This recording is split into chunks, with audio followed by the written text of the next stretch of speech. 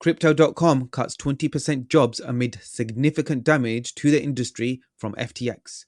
Victims of BitConnect fraud to receive $17 million as compensation, says the Department of Justice. Bitcoin miner Bitfarms looks to amend BlockFi Loan. In a U-turn, crypto payments platform Wyre secures funding and removes the 90% withdrawal cap after receiving this funding. And we'll close out the week with some NFT news. Hello, everybody, and welcome to the Assets of Value podcast. Today, on January the 13th, and every day, we connect to share our insights and perspectives on crypto, Web3, and NFT topics. We are the founders of Assets of Value, a Web3 research organization. Our podcast is not to be taken as legal or financial advice. It's Friday. The second week of the year is now done. What is the markets and price looking like today, Abe? Hey Shab, Bitcoin is trading about $18,800, and I wonder how we reach this price target. Everyone in the space, including all these Twitter influencers, they were extremely bearish. But Bitcoin doesn't care. And finally, we are reaching the crucial zone of 19.4K, above which Bitcoin will be above the 200 MA resistance, and that will push for more investors into Bitcoin, and we can expect a short-term relief rally. It's not just Bitcoin, though. Everything seems to be pumping in the crypto space. We've got Aptos up 31% for the day, Mana up to 12.4%, and Optimism showing gains of just over 18%, and Phantom hitting around the same sort of percentage figures. It's a good day. Crypto world is so much more fun when we see green days like this. But should we be cautious? Because crypto.com is cutting 20% of its job, and it is saying that it has to do this because of the significant damage to the industry from FTX. So is crypto.com potentially saying that they were overexposed in relation to FTX, or are they saying that the industry as a whole is still going to be affected by the repercussions of FTX? It was a long time coming for Crypto.com. They spent excessively on ads and sponsorship deals during the bull run. They had 20% of its reserves in Shiba Inu, a meme token. They pulled out from major deals from Web2 companies.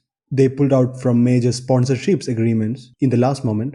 And finally, they are cutting jobs, cutting people.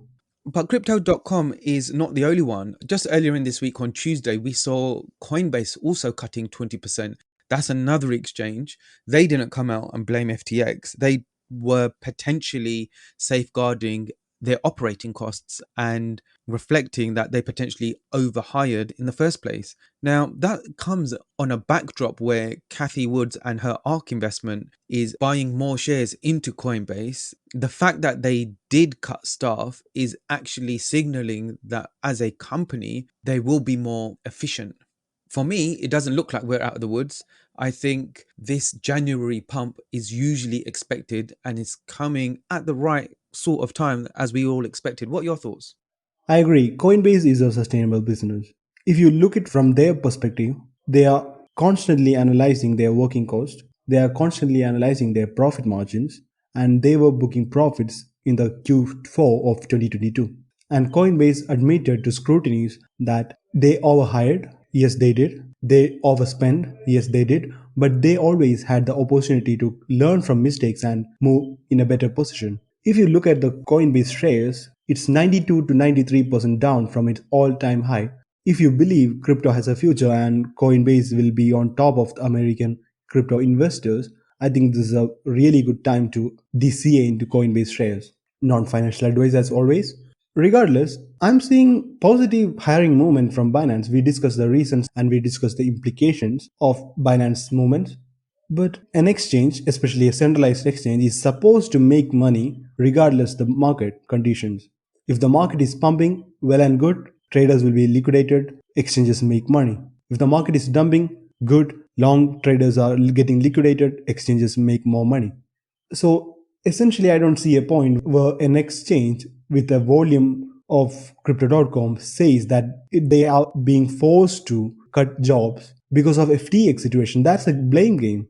When a company at the size of crypto.com plays that blame game, withdraw from responsibilities, I see it as a red flag. I think crypto.com as an exchange is not safe anymore. Bold statement, Abe. For sure, we don't have any contacts in crypto.com and we don't know if it is operating profitably and successfully. So it's just our observation from the outside. We always recommend good practice. If it's not your keys, then it's not your coins, and make sure that you are taking full custody of your coins and tokens. Let's switch over to some positive news. Now, after the fallout of FTX and the question mark of where users and users' funds went to and how they'll be compensated, victims of the BitConnect fraud are to receive 17 million, a share or split of $17 million as compensation. And that's a ruling from the Department of Justice. Now, this is good news and some solace for anyone that was affected by that BitConnect fraud. Are regulatory bodies now stepping up and showing their strength and commanding a verdict on how money should be recovered and where it should be distributed to? It seems to me, yes, and we want to see more of this to continue this reassurance within the crypto space. Now, with the price action of Bitcoin, we now have to discuss Bitcoin miners because there was much discussion about capitulation and the negative running costs of running a Bitcoin farm or a mining farm. Prices is creeping up to $19,000, and this seems to be the break even point. Now, is that possibility of Bitcoin miners capitulation gone away? Because it looks like they are potentially refinancing. Taking the example of the Bitcoin miner Bitfarms, they are looking to rectify their BlockFi loan. And as the price is creeping up to the cost of production, will miners finally find relief when Bitcoin is at this price? What do you think? I think it's inevitable.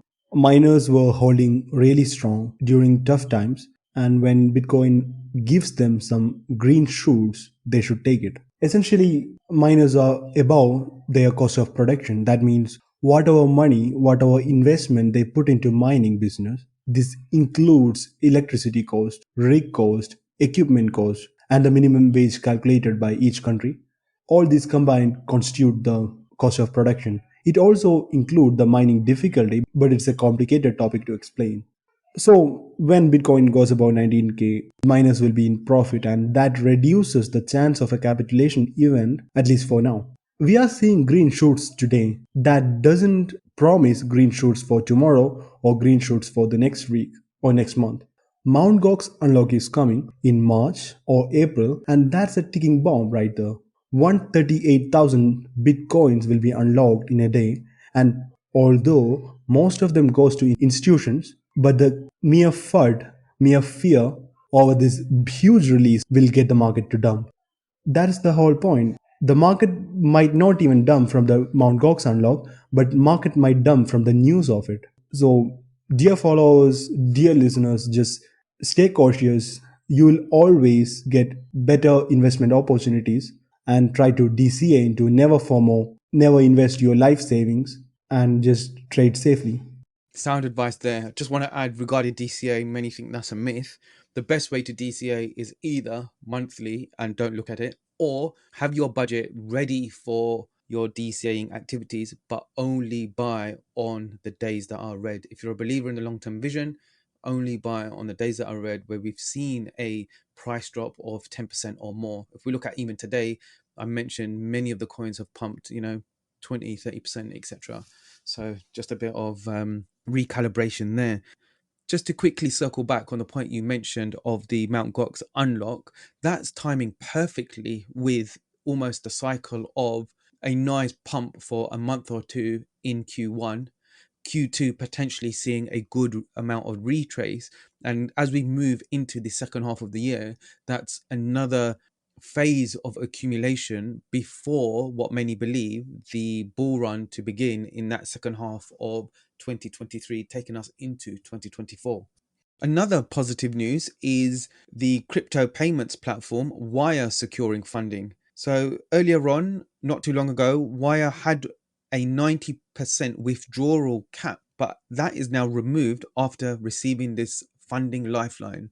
So we're bringing that to your attention because there does seem to be a sentiment of positivity both from retail investors as well as institutions and corporates making moves within the crypto space. It's never a boring or dull day.